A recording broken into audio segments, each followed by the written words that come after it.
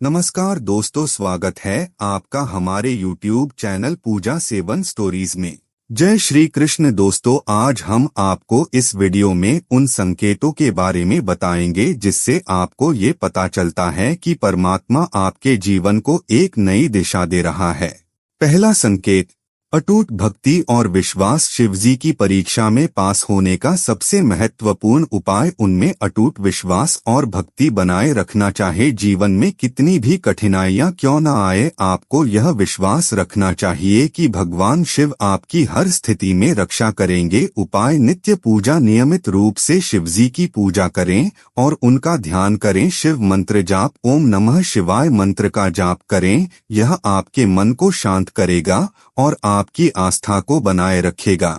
दूसरा संकेत, धैर्य और सहनशीलता। शिवजी की परीक्षा में धैर्य और सहनशीलता की बहुत आवश्यकता होती है। जब कठिनाइयां आती हैं तो उन्हें धैर्य पूर्वक सहन करें और समझे कि यह समय भी बीत जाएगा। शिवजी आपकी सहनशीलता की परीक्षा ले रहे हैं, इसलिए आपको घबराना नहीं चाहिए। उपाय, प्राणायाम और ध्यान। धैर्य बनाए रखने के लिए प्रतिदिन प्राणायाम और ध्यान करें, यह आपके मन को स्थिर करेगा। कथाओं का अध्ययन। शिवजी की कथाओं का अध्ययन करें, जैसे शिव पुराण, ताकि आप उनके धैर्य और सहनशीलता के उदाहरण से प्रेरणा ले सके। तीसरा संकेत, कर्म और निहस्वी सेवा। शिवजी को कर्मयोगी कहा जाता है और उनकी परीक्षा में पास होने के लिए आपको निहस्वी भाव से अपने कर्तव्यों का पालन करना चाहिए। उपाय, सेवा कार्य। गरीबों और जरूरतमंदों की सेवा करें। शिवजी की दृष्टि में निस्वार्थ सेवा का बहुत महत्व है। सत्कर्म। हमेशा सच्चाई और न्याय के पथ पर चले। अपने कर्मों को इस प्रकार करें कि वे किसी को दुख न पहुंचाएं। चौथा संकेत, ईमानदारी और सत्यनिष्ठा। शिवजी की परीक्षा में सच्चाई और ईमानदारी का बहुत महत्व है। अगर आप सच्चे और ईमानदार हैं तो आप शिवजी की परीक्षा में पास हो सकते हैं। उपाय, सत्य बोले। हमेशा सत्य बोले, भले ही स्थिति आपके खिलाफ हो। शिवजी सच्चे और ईमानदार भक्तों से प्रसन्न होते हैं। धोखाधड़ी से बचे। कभी भी दूसरों के साथ धोखाधड़ियां छलकपट ना करें। सच्चाई के मार्ग पर चले और ईमानदारी से अब कर्तव्यों का पालन करें। पांचवा संकेत, आंतरिक शांति और संतुलन। शिवजी की परीक्षा में मन की शांति और आंतरिक संतुलन बनाए रखना बहुत महत्वपूर्ण है। यह संतुलन आपको कठिन परिस्थितियों में भी सही निर्णय लेने में मदद करेगा। उपाय, योग और साधना। नियमित रूप से योग और साधना करें, यह आपके मन को शांत करेगा और आपको आंतरिक संतुलन बनाए रखने में मदद करेगा। नकारात्मकता से दूरी। नकारात्मक विचारों और लोगों से दूरी बनाए रखें। अपने मन को सकारात्मक और शुद्ध रखें।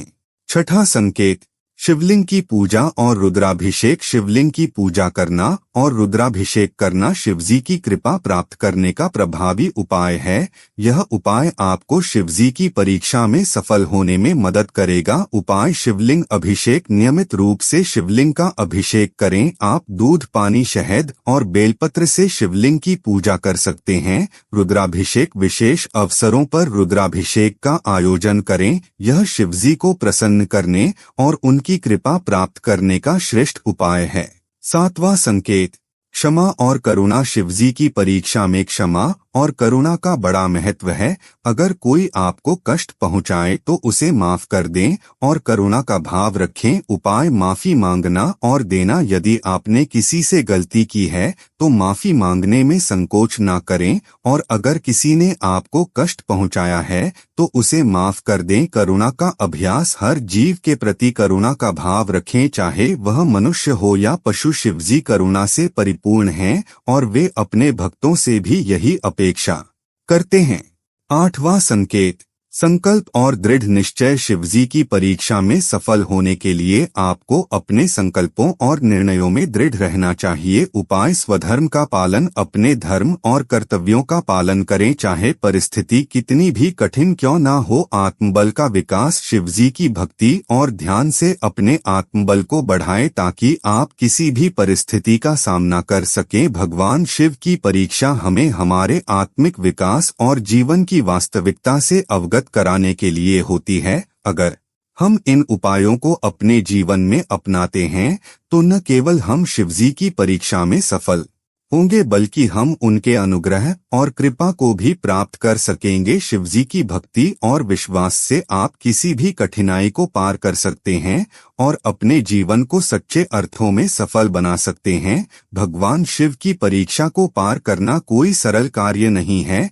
यह एक यात्रा है जो आपके धैर्य, शक्ति और विश्वास की हर सीमा को परखती है। जब हम इन परीक्षाओं का सामना करते हैं तो हमें लगता है कि हम टूट जाएंगे, कि हमारे पास आगे बढ़ने की ताकत नहीं बची, लेकिन यही वह क्षण होते हैं जब शिवजी हमारी आत्मा की गहराइयों में उतरते हैं और हमें उस शक्ति से परिचित कराते हैं जो हम में हमेशा से विद्यमान रही है। इन परीक्षाओं के माध्यम से भगवान शिव हमें एक गहरे सत्य की ओर ले जाते हैं। वह सत्य जो हमें दिखाता है कि हमारे जीवन में जो भी चुनौतियां आती हैं वे हमारे आत्मिक विकास और मोक्ष के लिए आवश्यक हैं। असफलता, हर संघर्ष और हर आंसू हमें कुछ सिखाने के लिए होते हैं और जब हम इन परीक्षाओं को पार कर लेते हैं तो हम अपने भीतर एक नई रोशनी, एक नई शक्ति और एक नई दिशा पाते हैं।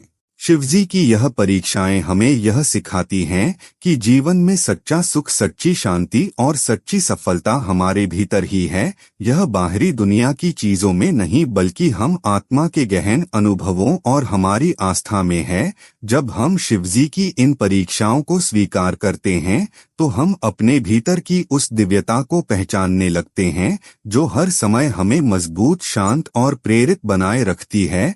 तो अगर आपको भी जीवन में ऐसे संकेत मिल रहे हैं जो आपको शिवजी की परीक्षा का आभास कराते हैं तो डरे नहीं। यह जान ले कि यह केवल एक परीक्षा जो आपको आपकी असली ताकत से परिचित कराने के लिए दी जा रही है। यह वह क्षण है जब आपको अपने विश्वास, भक्ति और समर्पण को और भी अधिक मजबूत करना है। शिवजी की कृपा से आप इन परीक्षाओं को पार करेंगे और एक नए आत्मबोध के साथ आगे बढ़ेंगे। आखिर में याद रखें, भगवान शिव आपके साथ हैं। हर कदम पर, हर चुनौती में वह केवल आपकी परीक्षा नहीं ले रहे हैं, वह आपको संवार रहे हैं, आपकी आत्मा को सशक्त कर रहे हैं और आपको जीवन के गहरे सत्य से परिचित करा रहे हैं।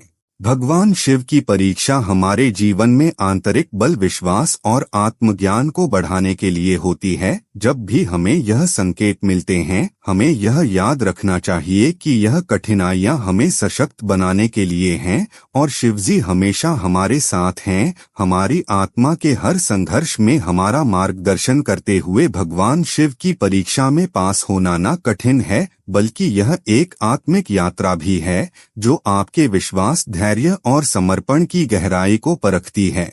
इन परीक्षाओं को पार करने के लिए हमने आपको जो उपाय बताए जिनका पालन करके आप न केवल शिवजी की कृपा प्राप्त कर सकते हैं बल्कि अपने जीवन को भी एक नई दिशा दे सकते हैं। उम्मीद करते हैं कि आपको इस वीडियो से कुछ नया जरूर सीखने को मिला होगा। आपको वीडियो कैसी लगी हमें कमेंट बॉक्स में जरूर बताएं। अगर वीडियो के दौरान मुझसे कोई गलती हो गई हो तो मैं माफी चाहता हूं। यहाँ यह बताना जरूरी है कि हम किसी भी तरह की मान्यता, जानकारी की पुष्टि नहीं करते हैं। किसी भी जानकारी या मान्यता को अमल में लाने से पहले संबंधित विशेषज्ञ से सलाह लें। दोस्तों, अगर आपको ये वीडियो अच्छा लगा तो कृपया करके वीडियो को लाइक और कमेंट बॉक्स में हर हर महादेव जरूर लिखें और वीडियो को शेयर जरूर करें और चैनल को सब्सक्राइब करें। धन्यवाद। ओम नमः शिवाय।